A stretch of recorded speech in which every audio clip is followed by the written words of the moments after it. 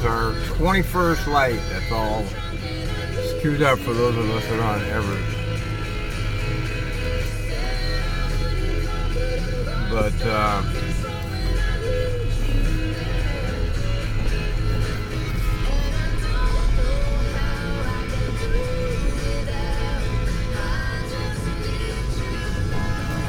boy, so I'm going down to the highway ramp today because I'm stuck in sorry, buddy. We'll go this way. Okay, so here we are. It is Tuesday, March 9th. It's Linda's birthday. And it's cold out still, and we're having a ball going to work.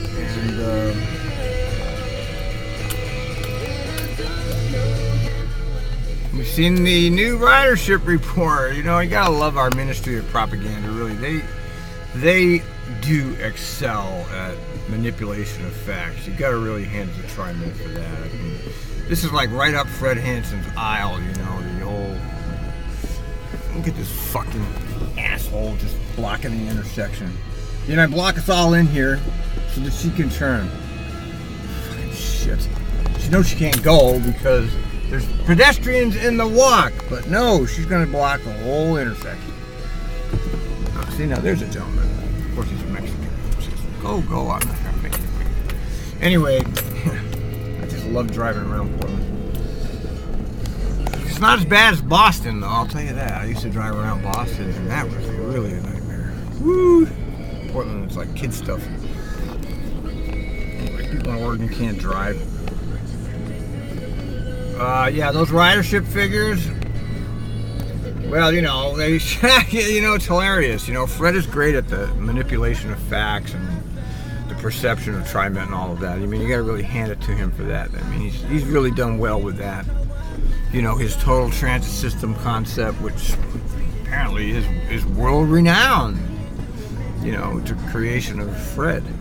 It's a perception thing. So yeah, the Max had some significant gains and the buses lost. Now, why would that be? Well, guess what?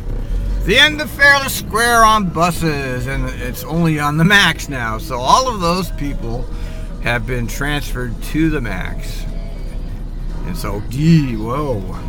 They didn't bother to mention that in their press release, that some of that might have been, not some of it, all of that might have been due to the elimination of Fairless Square on buses.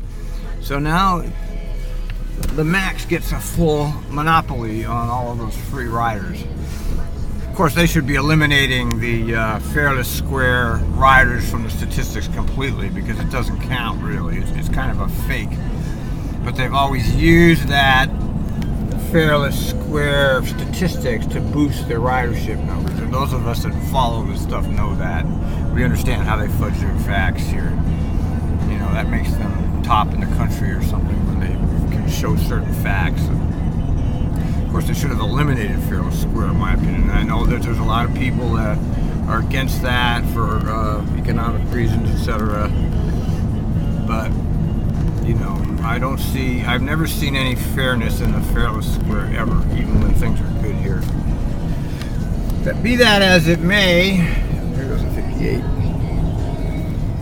Be that as it may, yes, we're going to go to work, and hopefully this cold weather will keep people from riding, make my life easier. Driving the bus yesterday was fairly good. I'm getting used to this route. I'm adapting now.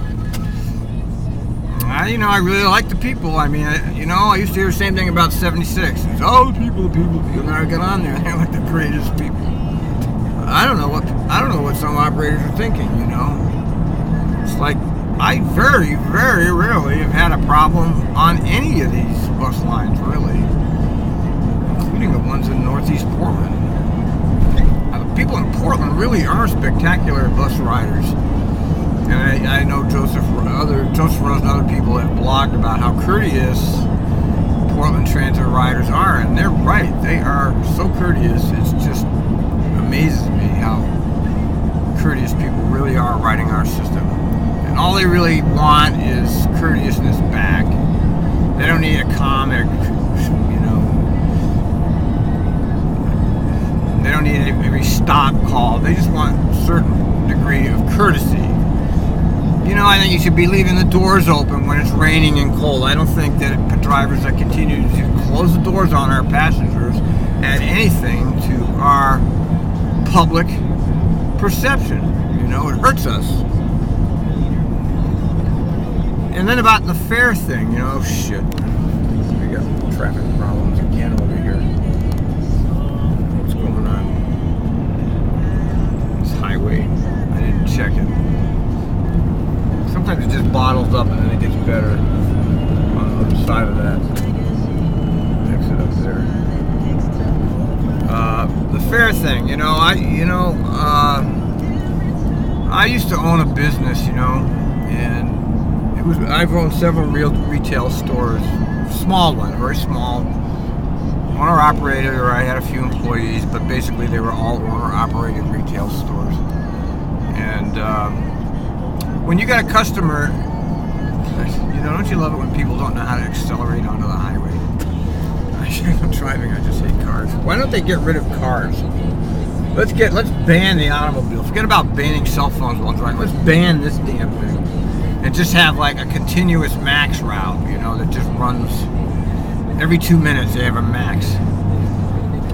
So you get to Beaverton and not have a problem getting home at night. I've lost my train of thought right away. Look at now they're all cutting me off. This is just ridiculous.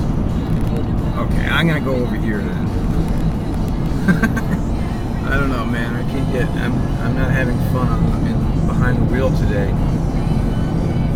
You know, I just don't like driving my damn car. I wish I could take the damn transit and not be miserable in it.